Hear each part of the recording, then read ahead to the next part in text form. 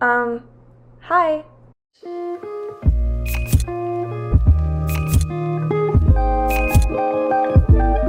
Alright, hello guys. Welcome back to my channel. If you're brand new here, my name is Nikki and this is my book nook, and today we are doing a good old-fashioned book review. It has honestly been a hot minute since I've done one of these, but this book warrants it because I read this last month and it has been a few weeks since I finished it and I am still processing it. Honestly, from the very first chapter, I just knew this was going to be one of those books that I was gonna have to come on here and sit and have a full-blown just like thought monologue word vomit session with you guys, because it's really something special and I feel like it's going to be the start of what is this new sort of era of reading for me, a new sort of genre that I'm looking for and wanting out of my books. But the book we are talking about today is The Secret History by Donna Tartt, and I have been aware of this book for a long time. I've heard Donna Tartt's name for a long time, but in my mind she was always just such a like prestigious scholarly author. Everyone that I saw reading her was like Emmy here on YouTube, just some like people that are English majors that study literature. I just was like, I am not smart enough to read a book by this woman, but I finally decided to pick this up off of the recommendation of a friend, and I am so glad that I did. What kind of led me to this journey, I have to preface with, because I'm going to reference it a lot in this video, Saltburn, the movie Saltburn. This was a very polarizing sort of experience for a lot of people. I feel like the main sort of message you saw around it on social media was everyone was like, oh my god, my jaw was on the floor, this movie was so shocking and disturbing and I don't know what even happened, like what was it, what did I just watch? So if you were one of the people that went and watched this movie and your jaw was on the floor as well, but it wasn't for those reasons, it wasn't because you were disgusted, appalled, taken aback, it was because you were just so enamored, enthralled by the cinematic masterpiece that this movie was. If you felt like you have never been so invested in trying to understand what is happening the entire time, it just feels like a fever dream of you like trying to figure out who to trust and what is going on and what every little thing means, and when you come to find out everything that happens does mean something and multiple plot twists occur, and by the end you're just leaving the theater like, I have never seen a movie like that in my life. If you were one of those people, which you might be able to tell, that was me. I simply have not stopped thinking about Saltburn.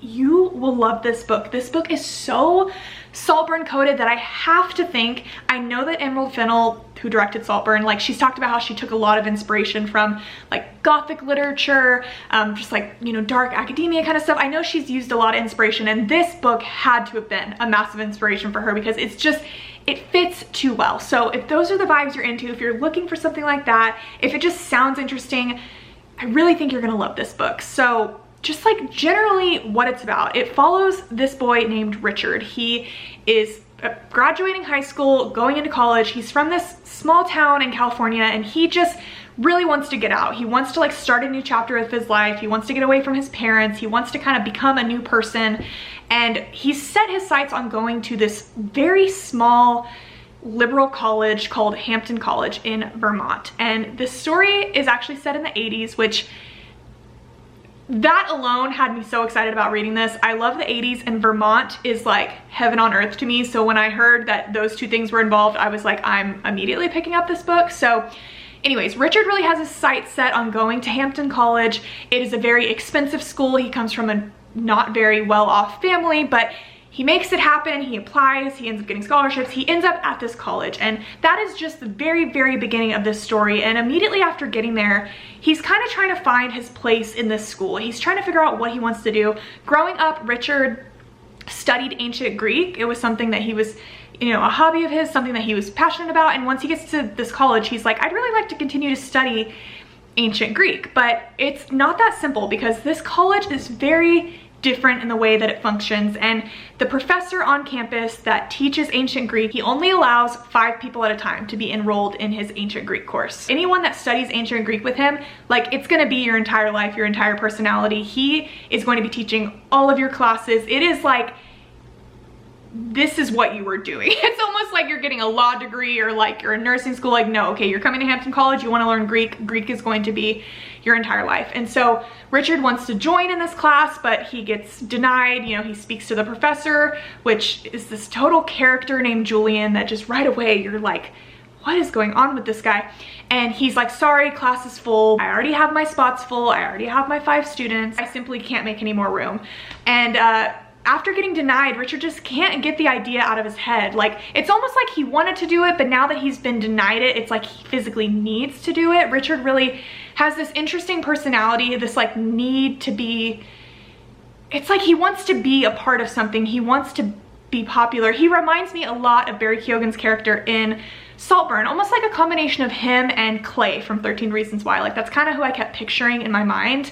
And so he makes it a point to kind of seek out these students that are in this class, and that is where we meet this fascinating cast of characters. Like, I don't know the last time I read a book that had like so many characters that were so defined. Like, each of them was so different, and they all had their inner workings and their connections, and you really felt something for each of them, and it was just so well done. But you have these 6 characters, and I'll just like quickly run through them. You kind of, first of all, you have Henry. Henry is kind of like, I guess you could say, the leader of the group in the way. I don't know if you'd call it that, but he is like the rock star in class. He knows ancient Greek through and through. He also knows like 10 other languages. He's this very tall boy, which I picture Jacob Elordi as him completely. He's just very like to himself, and he's so smart, and he just makes learning his entire life. And he's just very like cultured. He's very quiet, but he's kind of like, he's very mysterious and sort of sneaky, and you kind of think like he has this sort of energy around him that you just wonder like what's going on inside of his head. So you have Henry, and then you have Bunny. Bunny is, see, like visually I picture Henry as Jacob Elordi, but Bunny is very much Jacob Elordi's character in Saltburn, Felix. He is that party boy that is just like magnetic. Everybody wants to be his friend. He is this smooth talker. All the girls want him. All the guys want to be his friend, want to be him, and that includes Richard in this story. Bunny immediately like draws his attention. He's like, what is up with this guy? Like, and he wants so badly to like be accepted by Bunny. Like, when Bunny shows him attention for the very first time, it is totally like in Saltburn, where, you know, Barry Keoghan's character Ollie is like, oh my god, it gets him so excited, and he's like, this is my way into this group. So Bunny is a very interesting character. And then you have this set of twins, Camilla and Charles. Camilla's like kind of described as like not conventionally attractive, but she's kind of a person that once you meet her, you just fall in love with her, like once you really get to know her. And Charles is someone that the whole time you're just, I'm not quite sure about Charles. Like, Charles really, I think, wants to belong and wants to be in control, and he kind of lets that get to his head. He struggles with a lot of things internally. He kind of has sort of addictions. He has like an addictive personality. He has some control issues.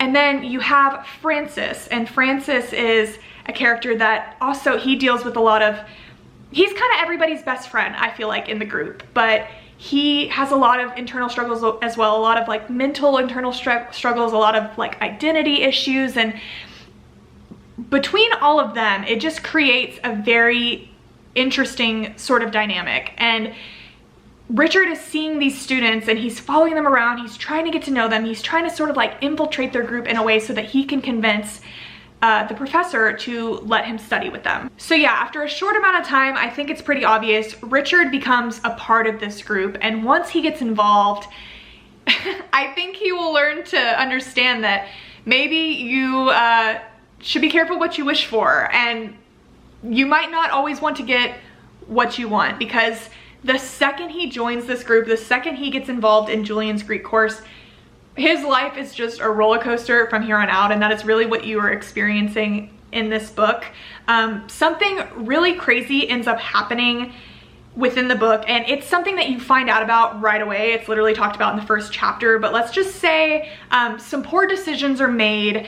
The group ends up getting themselves in trouble, and they just keep digging a deeper and deeper hole. And you will find that this close-knit friend group that you think, you know, they'll be there for each other through everything, they're the best of friends, they have each other's back, like you'll start to understand how trust is a very tricky thing, and how at the end of the day everybody is going to advocate for themselves, and it's a very fine line between love and hate and everything in between. Again, a lot of the themes you sort of see in Saltburn, and I don't even know how to describe what the genre of this book was, because truly it's not like anything I've ever read. It's, you know, I feel like it's literary fiction, but at the same time, it had a lot of elements of a thriller. Like, it's a very sort of mellow thriller, but the parts of it that were suspenseful had me on the edge of my seat. Like I said, they just dig a deeper and deeper hole. They start to get just more lines get crossed, people get betrayed. You start to wonder, like, who am I supposed to trust here? Who am I supposed to root for? Like, what do I even want the outcome of this story to be? I feel like at one point or another throughout the story, like, every character is like your favorite character or the person that you're rooting for. And even the narrator in this story, Richard, like, you start to question him and like what he's thinking, and if he's even a reliable narrator, and if he's someone that you should be rooting for, and if you should want for him what he wants for himself. And he just gets so tangled up in this mess, and it is just so interesting to watch it play out. Like, there's so much to it, and you have that sort of like main plot line that is happening all throughout the story, but at the same time there's so many other side things happening, so many inner workings of like the relationships within this group, and just personal issues that each of the characters are having, and how that affects what they're all going through. And it's very sort of like mysterious at times. You're trying to like put the pieces together of what's happening and who's hiding what, and again, like, who to trust.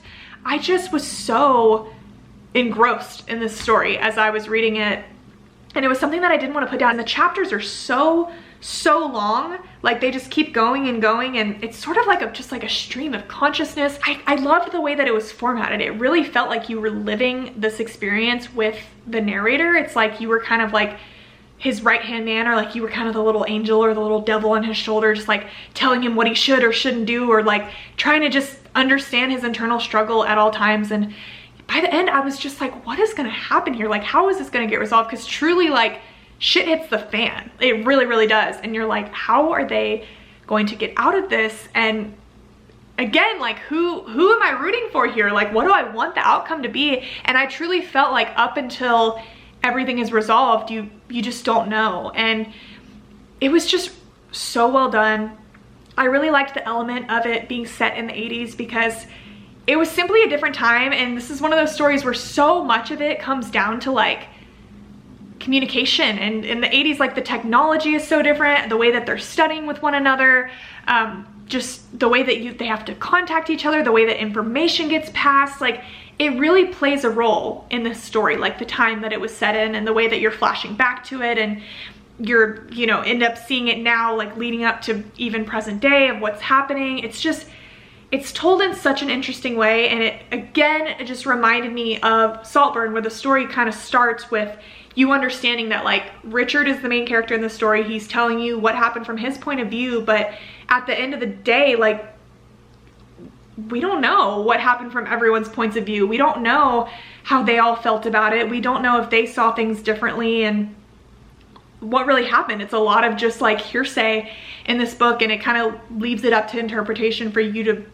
kind of decide what you believe and what you think happened. And I just loved it. Like, this is seriously going to be an all-time favorite of mine, I think. I really want to read more by Donna Tartt. I want to read more books like this. Like I said, it wasn't, I started to say this and I kind of went off the rails, but it's like literary fiction, but it's also kind of a thriller, but it's also kind of a mystery, but it's so like dark academia, almost like dark romance at times. Like, romance is not a main plot point of this story, but it's definitely involved, and so much of what happens in this story comes down to like people's feelings about each other, and like the relationships they have, and the connections, and people's loyalties. And there are romance aspects to it. Parts of this feel like you're reading a dark romance book. Like, it's just so indescribable, and it just felt like my brain reading this, like I was at like a higher transcendent place of my brain that I don't normally go into. And it just really made me think, and it really kind of just made me question a lot of things, but in a really good way. So yeah, that being said, I highly recommend The Secret History. Any of my dark academia Slytherin girls, I just know will absolutely love it. Anyone that loved Saltburn, anyone that loves like a good kind of like artsy movie that has a lot of like Easter eggs in it, that you're just trying to put the pieces together of what's going on. Anyone that's like a lit fic girl, just anyone that's like looking for just something a little bit different, I truly think that you will enjoy this. And I am dying for more books that are this vibe. So if you read this book, please leave suggestions down below. Like, I am just starting a whole TBR. I really want my reading this year to be full of emotions that I felt when I was reading this. So yeah, guys, that is it for me today. Thank you so much for watching, and I will talk to you very soon. Bye.